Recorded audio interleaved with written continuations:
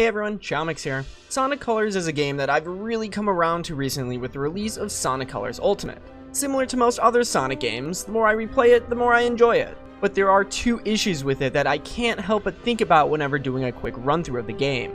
First, the game is a bit too short and sweet. It's overall a bit too easy. Second, the Wisps. The true rodents of the Sonic series, and I'm not even talking about the Blue Rat himself. They've wiggled their way in through the cracks of a bunch of other Sonic games to release afterwards, and I'm just tired of them. So tired. Let me ask you this. What was the point of saving their home planet in Sonic Colors if they were just going to infest Earth? During my most recent playthrough of this game, I had the thought, I wonder if I can combine my hatred for the Wisps along with my desire for a harder Sonic game to get a new, unique experience. And that brings us to today's question. Can you beat Sonic Colors without using Wisps? Well, let's find out.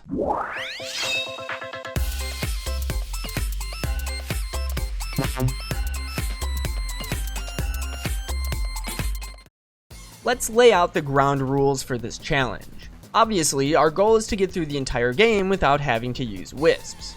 And in the case that we have no choice but to use one, to find out what is the absolute minimum amount of Wisp uses required to beat this game. I'll have this little Wisp counter at the bottom just in case we have to use one so we can keep track. We want this number to be 0, or at the very least as close to 0 as possible. So what counts as a Wisp use? My definition is anything that appears in this boost gauge with an icon that requires the press of the right bumper or R1.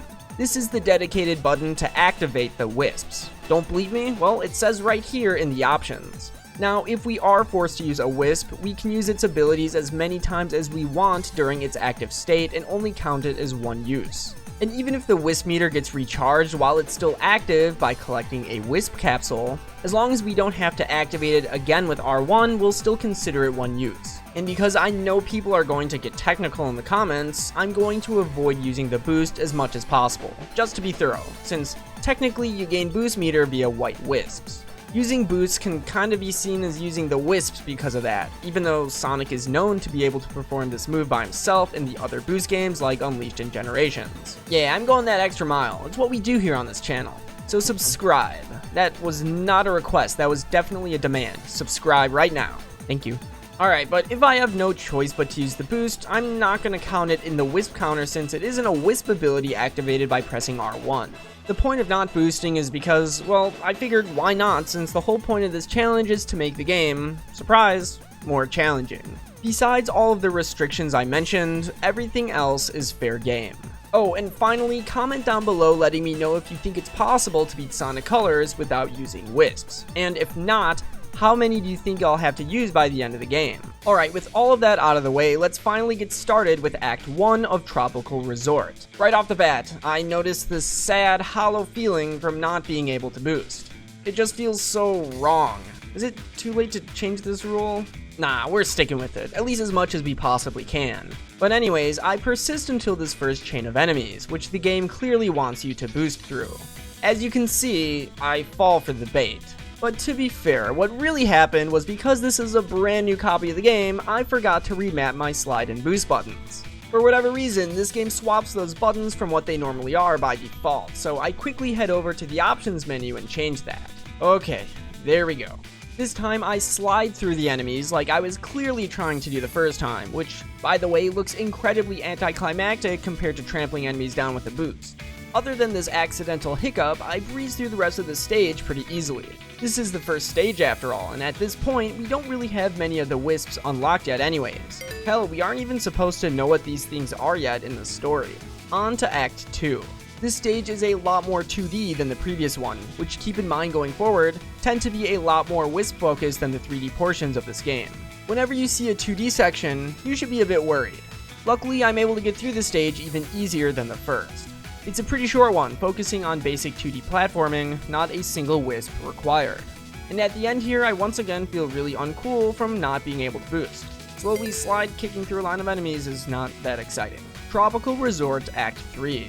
This one is mostly 3D, so I figured I wouldn't have to worry too much, and as it turns out, I was right. This level can be beaten without even thinking about using a Wisp. It's a complete walk in the park. Except for this part apparently at the end where I accidentally boost. It was instinct, I swear. So to ensure this is a completely honest challenge without any cheating, even if accidental, I restart the level from the beginning. I eventually retrace my steps back to the same place and make sure not to boost this time. There you go, chaomix, see? It wasn't that hard. And we get to the goal ring at the end, no problem.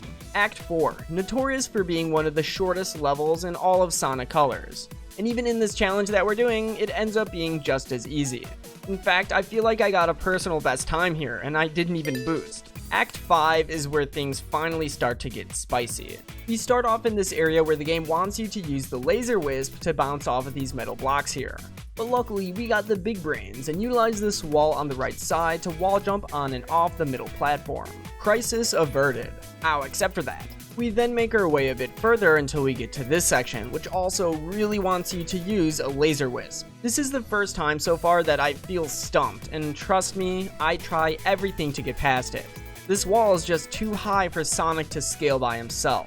I even tried going back to find any sort of alternate path, anything at all, but I come up with nothing. Unfortunately, we have to use a wisp here.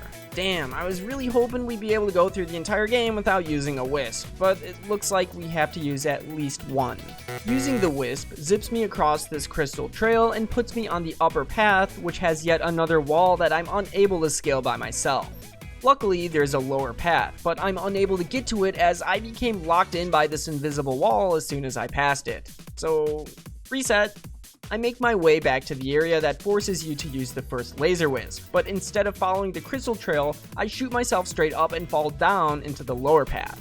The lower path luckily lets us zoom right under the upper path that we got stuck in, and I then managed to make my way all the way until this section at the very end. I drop down to find myself in a pit of balloons, and the goal way up high.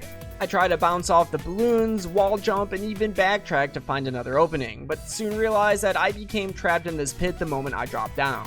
I restart and try to find an alternate path, and I end up spotting a path above that almost looks like I could bounce up to with the balloons, but I try and just can't get enough height to actually do so. So yeah, you guessed it, I have to use yet another wisp back down in that balloon pit. That's 2 so far, and in 1 level nonetheless. Brutal. Luckily, Act 6 throws us a bone and is a complete cakewalk. It's a slower, more puzzle-oriented level that has you stand on these switches to have these platforms move. Luckily, we aren't doing a no stepping on switches challenge run, so we're allowed to press these and get to the goal ring easily. Tropical Resort boss fight time, which thankfully for us doesn't require you to boost or use any wisp ability. You simply run up the ramp, jump towards his face, and do a homing attack. This boss has always been kind of a joke, and I tend to not use wisps anyways while fighting him during my normal playthroughs. And with all that, we complete Tropical Resort with 2 wisp uses. Was hoping this number would be, 0, but we're doing the best we can here. Our next stop is Sweet Mountain. I arrive at Act 1 and make my way through pretty easily. I avoid drifting here just to avoid any sort of accidental boost. I ain't risking that. Basically anything that involves the boost button, I'm staying far away from if I can. We transition to this 2D section and I eventually cross these platforms that fall and get me stuck in this pit down here, with the only way out being to use a laser wisp. Now I'm starting to sweat here, so I restart, hoping to find an alternate path that doesn't require using any wisps. I make my way back a bit before the pit I got stuck in and find this spring that sends me on a higher path consisting of small platforms. I jump on this zipline, grind down this rail, do a loop-de-loop, and find myself in the next area. Another crisis averted, thank God. Besides the slight scare in the pit, the rest of the level is able to be completed no problem. Next up is Act 2 of Sweet Mountain, probably one of my favorite stages in the game. You spiral up and around this big mountain the entire level, and it's got some great flow, and I was able to get through it without having to use a single wisp. Still just as fun as I remember. Sweet Mountain Act 3 is another easy one thankfully. I dashed through the entire level without any difficulty, utilizing only Sonic's restricted moveset. Act 4 is another puzzle-oriented level using switches once again, but this time they rotate these laser rods found throughout the entire level. I'd normally damage boost my way through them, but I figure since this is already a bit slower of a playthrough, I might as well do it as intended. Don't want to accidentally get myself stuck or something since I'm trying not to use boosts or wisps. This is yet another relatively painless level, except for all the waiting that you have to do. Other than that, no wisps needed here. So far, so good, and Act 5 is also good. I blast through it all with no sweat. And Act 6 is even easier. I completed in under a minute as a matter of fact. The Sweet Mountain boss fight is able to be done utilizing only homing attacks, and if you want to get fancy, some stomps. It's probably my favorite boss fight in the game actually. It's decently challenging and lets you utilize several options to beat it. But obviously we aren't using some of those options. I was able to complete this without too much trouble. And that's Sweet Mountain, an entire zone without having to use any boost or wisp. Awesome. You know what? I think things are looking pretty good after all. Almost as good as today's sponsor, Skillshare. I'm a YouTuber, and one thing you gotta be if you're a YouTuber is a jack of all trades. Luckily, I love learning new hobbies, and the best way that I've found to properly learn one is to utilize some of the extremely professional courses from Skillshare. With Skillshare, you can explore among thousands of online classes to discover countless amounts of video lessons for all types of learners. Whether you're a pro, a dabbler, or even a complete beginner, Skillshare offers so many amazing classes that can fit your needs. I really enjoyed this one by Temi Coker on digital poster design, combining images and type for powerful visuals. It's really helped me spice up my thumbnails. If you're not ready to dive in just yet, not a problem. The first 1,000 people who use the link in my description will receive a 1-month free trial to Skillshare Premium. So if you're interested in seeing what Skillshare is all about, definitely give it a chance here. Take your creativity to the next level today with Skillshare. Thank you so much to Skillshare for sponsoring this video, and with all that being said, let's get on to the next zone. Act 1 is a series of on-rails 3D sections and platform-heavy 2D sections. The 3D sections, like usual, don't have me too worried. The game basically plays itself here and I get through it no problem. But the 2D sections are where I start to get a bit nervous, because this zone introduces the block wisp, which I'm already foreseeing to be a pain in the ass to deal with. I'm luckily able to get through the first 2D section no problem, but once we hit the second one, we run into our first issue. There's a huge bottomless pit with cube rings that require you to use the cube wisp to turn into a solid path. I try and try, but I never even come close to vaulting over this gap by myself. And there isn't any alternate path behind, above, or below that I'm able to take, so really the only option we have is to use the damn wisp. But after we do this, we're able to cross this troublesome area and finish the rest of the level. Act 2 is another 2D focused level, and I'm freaking out a bit on the inside. Right off the bat, we have some block wisp puzzles, but I'm luckily able to pass through them without partaking in any wisp shenanigans. This level is a lot faster if you use the cube wisp, but not impossible if you choose not to. All you have to do is set off the exploding black and red cubes to proceed, which is what I do as I finally arrive at the goal ring. Act 3 is one of those annoying spring levels that I'd normally be groaning at having to play, but this time I know it's basically a free space on a bingo card, a freebie. The main focus of this level are these floating springs, so no need to worry about any wisps in this level. Act 4 is also really easy, was able to complete it in under a minute. It's mostly just dodging these energy orbs, you just gotta take it a bit slow. Starlight Carnival Act 5, it starts off real good, but then the game throws a new wisp at you, the hover wisp. At first, you're able to ignore using it by utilizing enemies to scale up this vertical climb, and this part here where you're able to use wall jumps to proceed. But after that, we get this 3D section. Towards the bottom, we're able to continue utilizing enemies to climb up, but we eventually get to a part where the next platform is too high to reach, even with the help of jumping on enemies. I try to climb this cannon, which gives me a bit more height, but even with it, I'm unable to get enough to make it to the next platform. And even if I did make it to the next platform, the one after that is even greater of a distance. Fine game, I get it. We'll use another wisp. I'm able to make it up to the next two platforms with one wisp use, but where we end up is also pretty hopeless looking. There's a set of enemies high up above me that I'm just not able to lock onto. I try and try, and just as I'm about to give up, I manage to lock on for a split second and perform a homing attack chain, climbing my way up a bit higher. But now, yet again, I'm stuck in another hopeless place where there's literally nothing but this tiny platform and stinky green wisp. So, my hand is forced once again, and I use the wisp to climb up the rest of the way to get to the goal ring. 2 wisps in 1 level. Man, that hurts. Act 6, much like Act 5, is a huge vertical climb, but this time in 2D. I feel like that right there should already give you a hint at how this is gonna go. The first small bit of this level seems alright. Like in the previous act, we're using enemies to get a boost in height and scale up the platforms. But then we come up here where we can only go one of 2 ways. Either use a hover wisp to go up, or take a detour to the left for an extra item. And the right side is just a bottomless pit. Trust me, I tested it. the left doesn't actually lead to progression, so the only, and I mean only way for us to go is straight up with the hover wisp. So I do. Regretfully. Very regretfully. Making the most out of the required use of this wisp, I managed to get up to this section a bit higher up and run into another problem. There's seemingly only one way to really go, and that's to use the hover wisp again and climb up on the upper right side. But being stubborn, I banged my head against a wall for a few minutes, trying to stomp at the very peak of my jump to maybe cheese the stomping hitbox to break one of these crates above me. Doesn't work, and I'm kind of running out of ideas at this point. But then I realize I might be able to wall jump my way up to this middle path with the spike ceiling. And with a bit of patience, I managed to hug up against the tip of the end spike to perform some wall jumps to scale up more of the level. I'm able to continue by jumping off a few enemies, but then I get to this next bit. Again, the game wants me to keep going up, but there isn't much in sight from where I'm standing to even consider jumping to. I wall jump off of this column of metal boxes on the right side and spot an enemy way up high.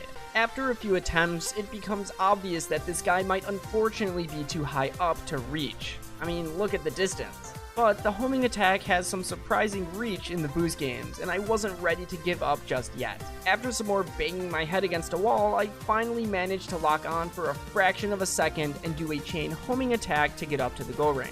Although I had to regretfully use a wisp at the beginning, I managed to weasel my way out of having to use it twice more. Now that is satisfying. The boss for Starlight Carnival is another fun one. You're normally able to use the wisps to get some additional damage, but it's far from necessary. It drags the fight on a bit longer by not using them, but overall it's nothing too difficult and we're able to complete it just fine. Planet Wisp is the next zone on our list, and we're starting off with none other than, you guessed it, Act 1. It begins very straightforward, except for this one section where I thought I'd be forced to use a pink spike wisp. But as it turns out, I was able to do a series of wall jumps to get through. Then we eventually get to the halfway point of this level. Coming in, we don't quite have enough speed to shoot off of this ramp and get to the upper path, so our only way forward is this tunnel with a wisp block in the way. I approach it and automatically slide through the gap above it to my death.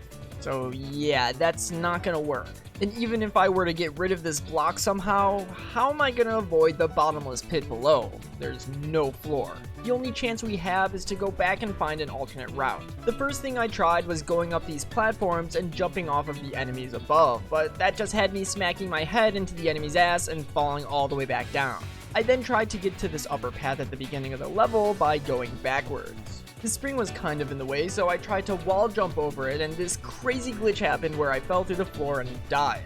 Gotta love Sonic colors. I managed to double jump past it without accidentally using chaos control to go out of bounds, but it was basically another dead end. Actually, there was nothing at the beginning of this level that would lead us to a new route at the halfway point. So for the first time, I had to bust out the boost to launch myself up the ramp near the area we got stuck at and get to the upper path. And like I said at the beginning, we aren't counting boosts as a wisp use for reasons I mentioned before. And with that, I was able to make it all the way until just the very end.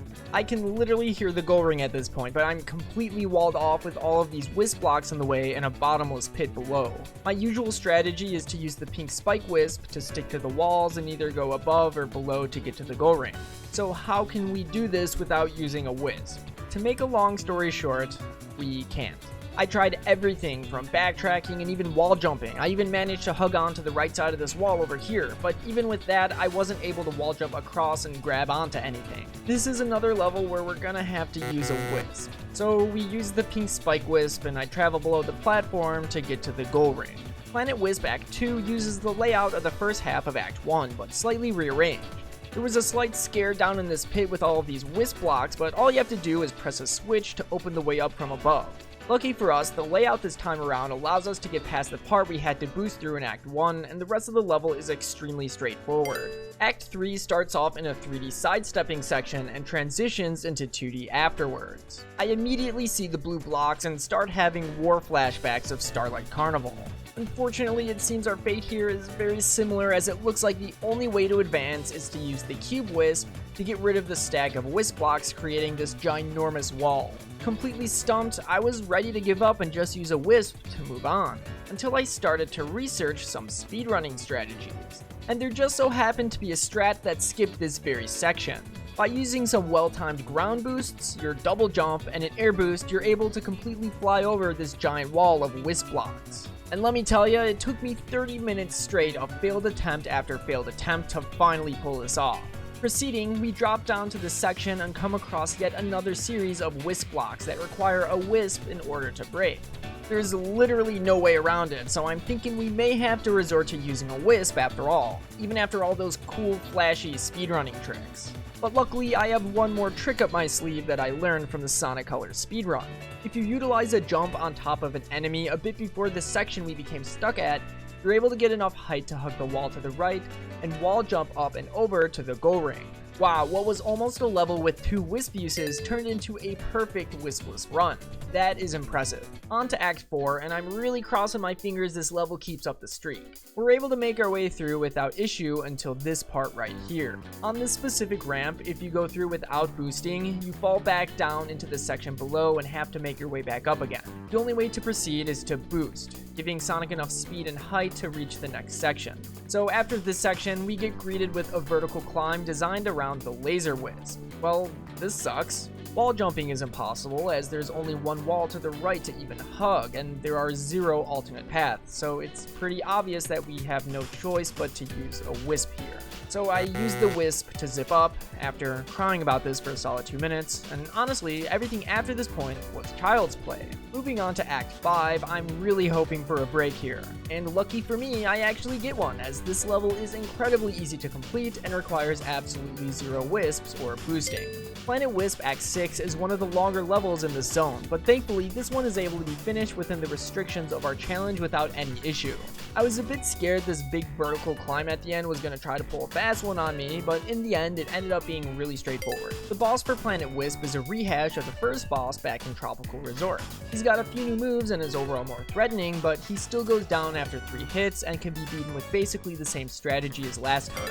Moving on to the next zone, Aquarium Park is up next, and we start off Act 1 like normal, only with a slightly neutered Sonic, not being able to use wisps or boosts. The only part in the entire act that was a bit scary was this part towards the end where I almost got crushed by spikes. Normally you'd boost through here with a ton of extra time to spare, but thankfully even without boosting we were still able to just make it with a well-timed slide kick towards the end.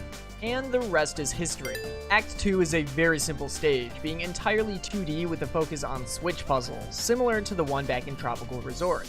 Easy level, on to the next. Act 3 takes place mostly underwater, but nonetheless, it's able to be done without using wisps or boosts. Act 4 has a lot of switching from land to water. This level is actually quite annoying because of that, but we're able to get to the end section without a hitch. Except for the end section itself. There's this mini-boss crab-looking guy that chases you here, and when he throws one of his punches, you're supposed to dodge out of the way. Unfortunately, this game locks you out of jumping in this section, so the only other way to actually avoid his attacks is to boost out of the way. So I end up using a ton of boosts here, but luckily we aren't counting them, so we keep doing that until this guy runs straight into a wall and explodes, and we're able to get to the end. Act 5 is another spring level, and I've never been happier to see one in my life. The springs escort you through the entire level, so this one is another freebie. Wow, this is going great so far. Hopefully Act 6 doesn't disappoint. You were doing so good until this end section where the game requires you to use a green hover wisp. Unfortunately, there's no way around it, so we use one, and luckily we're able to utilize only one by refilling our meter with additional capsules. And with that, we make it to the end of the level. The boss of this zone is another rehash, but this time being a rehash of the boss from Sweet Mountain, underwater. Although slightly more difficult than last time, he's able to be defeated with Sonic's bare minimum moveset exactly like before. Asteroid Coaster, the final full-length zone of this game. Probably my favorite zone in the game as well. As a matter of fact, I was having so much fun, I accidentally boosted in this section over here, so I had to restart. I got a bit worried about this section over here with the blue pillars, but there always happens to be a gap for Sonic to fit through, so we don't have to worry about resorting to using the Frenzy Wisp to break through. The rest of the level is a breeze, and we're able to finish it without breaking any rules. Act 2 is also pretty cooperative, except for this part at the end that gave me a bit of concern. We approach a group of blue pillars with no gaps in between that needs the Frenzy Wisp in order to break.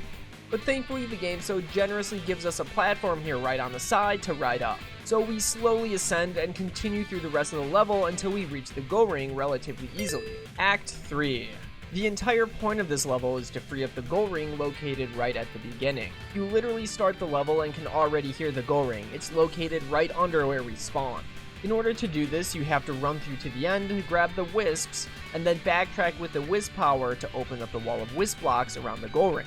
Even with the Go Ring right there at the beginning, it seems impossible to get to without using Wisps. Or is it? With the well-spaced jump, you're able to get enough height to hug this wall right above the first enemy, jump off, and air dash to the end of the level, skipping the need to utilize any Wisp. Wow, what a crazy save with an extremely simple answer. Act 4 is a complete freebie. You just circle around this track until you hit a switch and the Go Ring appears right in front of you. Whew. Good work, chaomix. Act 5 isn't as nice, but not impossible. The first difficulty comes from this vertical climb, where the game heavily suggests you to use a laser wisp to bounce off and up the walls. The issue is that there's a few enemies above, and because it's so narrow, it's really hard not to hit yourself against them from underneath when wall jumping. But by detaching myself from the wall, I'm able to work within the narrow space and lock on for a homing attack. And I wall jump up the rest of it. After that, it's a matter of getting to the Go Ring, which is more than possible to do without the need of Wisps. Act 6, the final real stage of the game. And let me tell ya, for what I'm about to pull off, it's worthy of being called the final stage. Everything is looking super promising at the beginning, until we get to this section here where you get stuck in front of a wall of blue pillars. You're unable to go back, unable to turn around, and pretty much have no choice but to use the Frenzy Wisp in order to break them. Now you're probably thinking we have no choice but to use a Wisp here. However, there's an insane strategy we can use by going out of bounds much earlier on in this level to bypass not only this troublesome section, but the rest of the level altogether. We're able to go straight to the Go Ring from here. Yes, I had to use several boosts, but it was so worth it. This trick took me about 45 minutes to finally get right, and boy, it is fucking awesome to see. Damn, I am pumped now. 0 Wisp uses so far in this entire zone. Alright, time for the boss of Asteroid Coaster. Take a guess, it's another rehash boss, this time from the boss of Starlight Carnival. Just like every boss to come before, he's able to be taken down without using a single Wisp or boost. So we do just that and make our way to the finale of the game, Terminal Velocity. The first act of Terminal Velocity can be a bit annoying, even on a normal playthrough, but especially here because we're trying to avoid using boosts. I'd normally avoid this guy's punches by boosting forward, like in Aquarium Park Act 3, but unlike our encounter with that guy, we're able to jump this time. Yeah, I'm not sure why it's different here. It was a bit difficult to do while also managing to avoid the motobugs on the ground. I actually died once, but I retried and was able to do it with some well-timed sidesteps and jumps. Alright, we've made it to the final boss of the game. And you know what? I kinda don't want to fight him. I can actually get behind his evil plans against the Wisps. But no, focus chaomix, we have to finish this game. We're able to do this boss mostly like normal, however we can't boost into him after a homing attack combo for the extra damage, so we're stuck going through a few extra cycles of attacks. But it's no biggie, we make it until the final hit, and that's when I remember, the final blow is a team attack with the Wisps. Dear God. So I sit there for a moment in my self-defeat, questioning everything that led me to this exact moment in my life. I try waiting it out, mashing buttons, anything, but it was pretty obvious what had to be done. The forbidden jutsu. Using the Wisps. And like I said, although this is almost more of a QTE than anything, the icon does appear in the boost gauge, and we do use R1 to activate it, so it technically counts. Oof. So I rip the band-aid off and get it over with. The boss is defeated, and I shed a single tear. But hey, the game isn't over yet. We still have one more act to do. And it's like a single minute long of Sonic running down a broken path. Bam, that's it. That's the game. So, can you beat Sonic Colors without the Wisps? No, definitely not. I had to use 10 Wisps during my entire playthrough, and that's at the very least from what I could find. It isn't even close. Admittedly, I thought I'd be able to get away with using a lot less. I was thinking there'd only be a couple required Wisp usages throughout the entire playthrough. Now, I do want to mention that there's technically a way to reduce the total Wisp usage number down to just 1, but I kind of consider it cheating. If you have the Supersonic ability unlocked, you're able to transform into Supersonic. You start off each level as base form Sonic, and after collecting at least 50 rings, you can activate your Supersonic ability. The only downside, but in our case a huge upside, is that the game doesn't allow you to use Wisps as long as this Supersonic ability is equipped. And yes, this even applies to base form Sonic at the start of the level.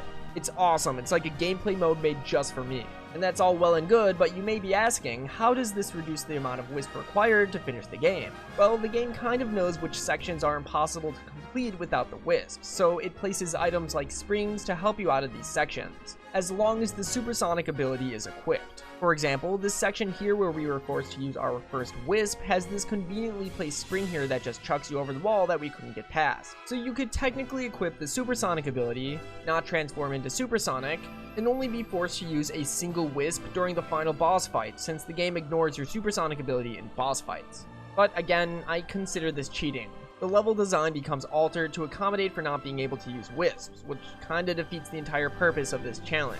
So, do you think you can beat my score? Let me know in the comments if it's possible and exactly where I went wrong in my playthrough.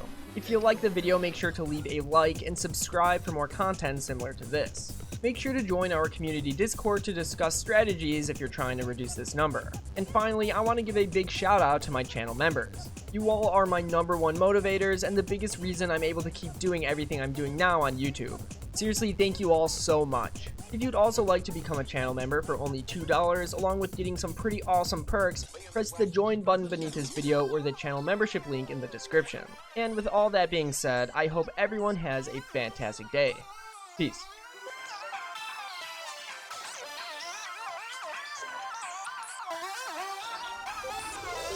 Wake up, wake up, wake up.